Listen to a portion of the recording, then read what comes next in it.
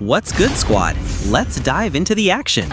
In this video, I played Eamon on my climb back to Mythical Immortal. I went through 3 games, 2 with Eamon and 1 with Khalid, so don't miss out on the action. And of course, don't forget to like, subscribe, and comment about your solo rank struggles. We've all been there. Now, let's really break down Eamon. As a solo player, he's one of the strongest junglers you can pick because of how slippery he is.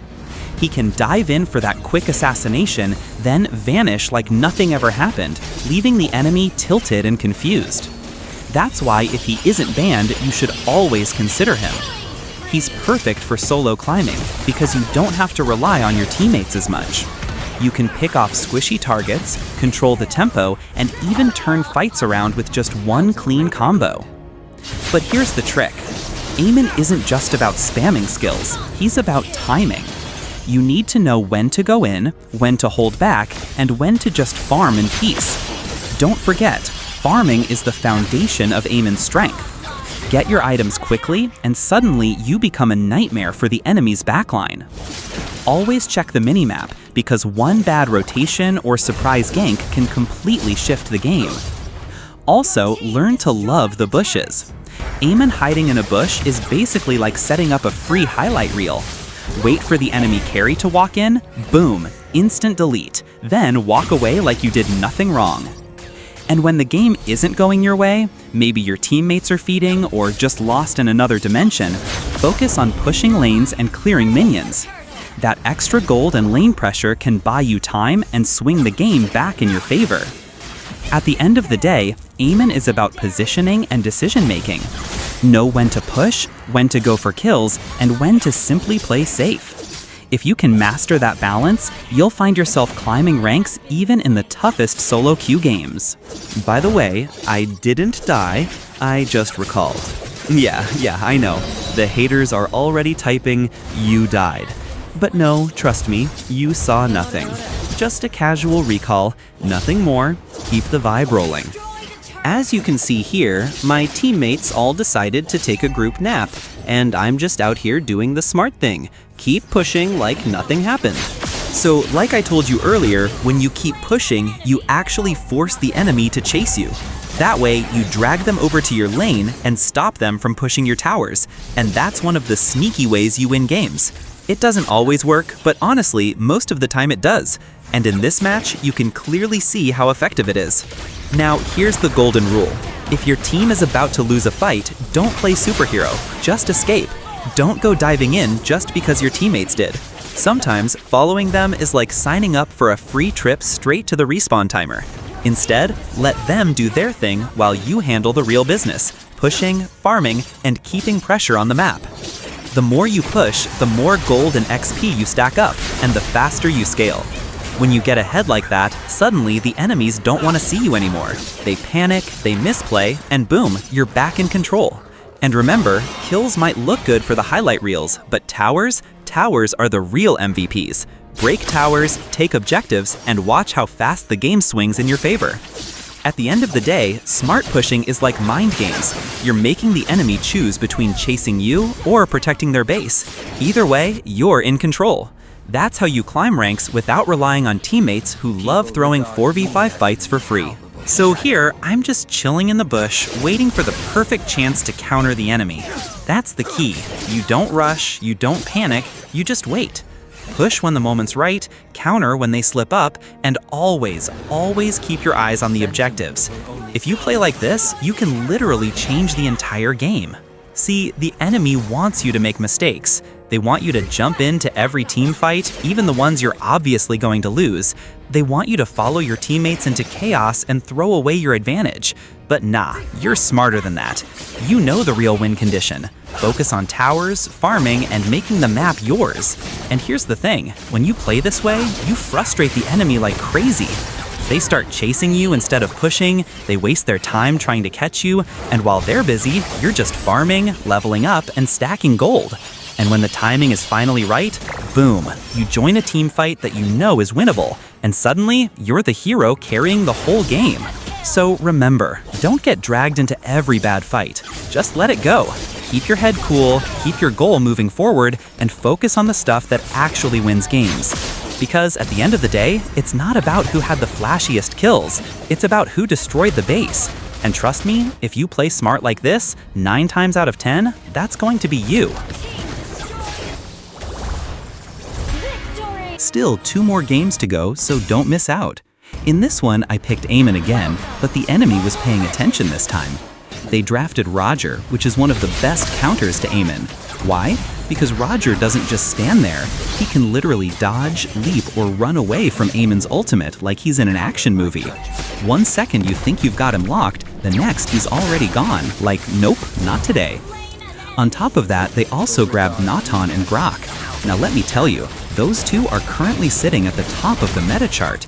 Natan with his insane late-game scaling can shred through anyone, and Grok? Well, Grok is basically a walking wall with a damage amplifier.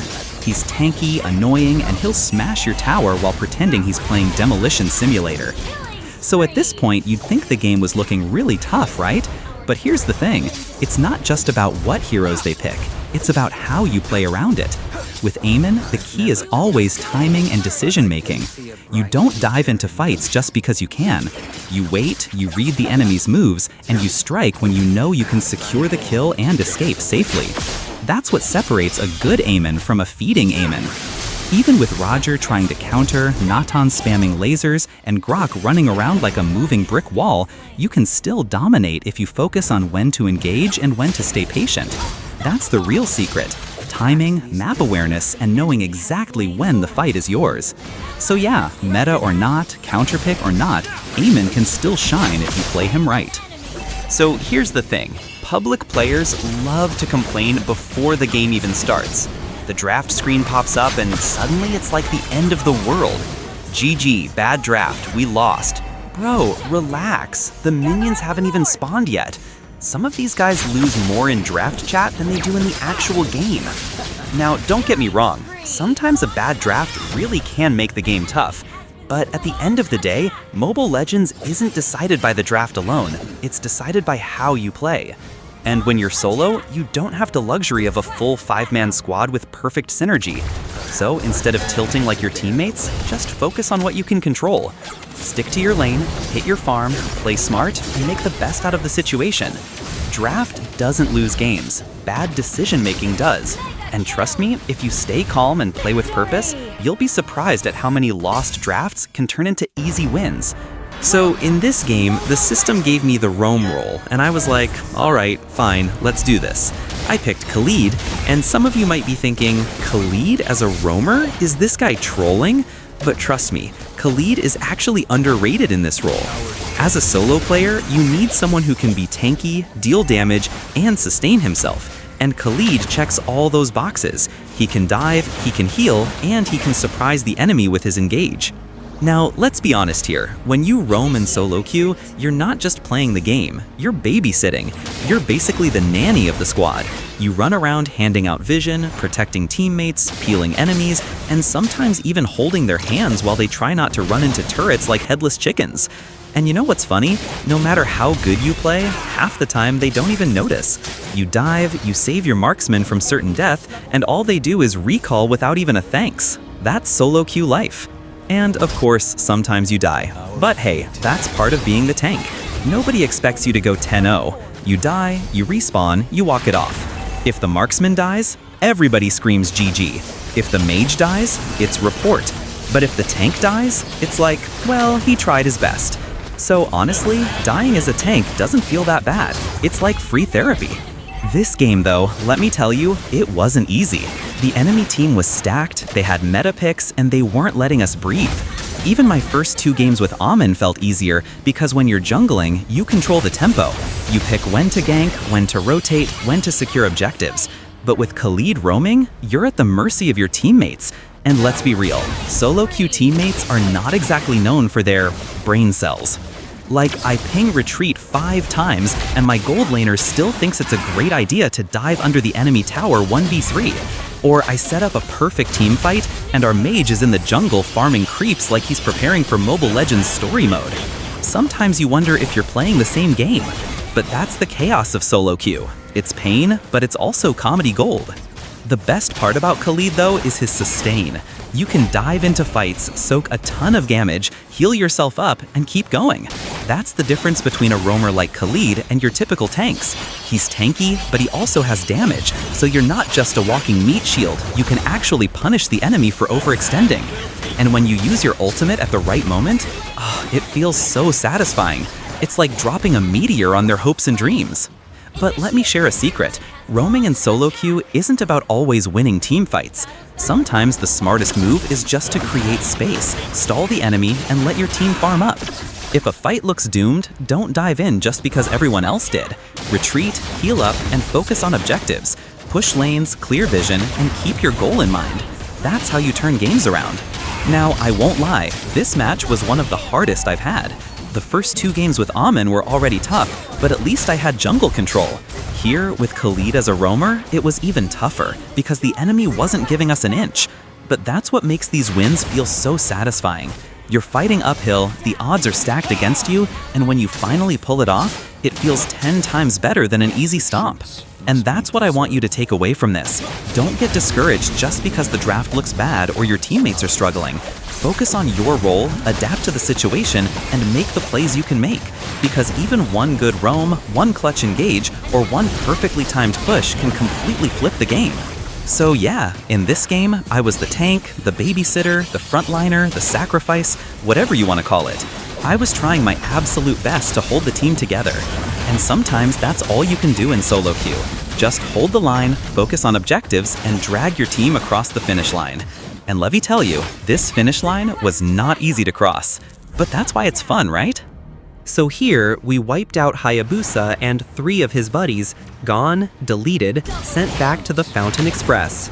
But of course, Moskov is still out there, doing what every Moskov player does best, split pushing like he's playing his own private match.